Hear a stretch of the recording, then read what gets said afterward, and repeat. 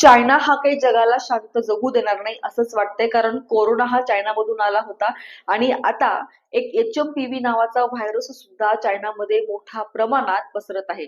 आता तो भारतामध्ये आलाय का? तर हो, हा व्हायरस आता भारतामध्ये दाखल झाला असून कर्नाटकातील राज्यामध्ये 2 रुग्ण याचे सापडलेले असून एक 3 महिन्याची मुलगी आणि 8 महिन्याचा मुलगा आहे. साधारणतः सर्व वयोगटातील व्यक्तींना हा HMPV नावाचा व्हायरस होऊ शकतो, परंतु 14 वर्ष वयोगटापेक्षा खाली असलेल्यांना याची शक्यता, धोका हा जास्त आहे. आता लक्षणं काय तर जी कोरोनाची होती तीच सर्दी, ताप, खोकला, श्वास बंद होणं किंवा श्वास घ्यायला त्रास होणं, नाक बंद पडणं ही त्याची साधारणतः लक्षणं आहेत.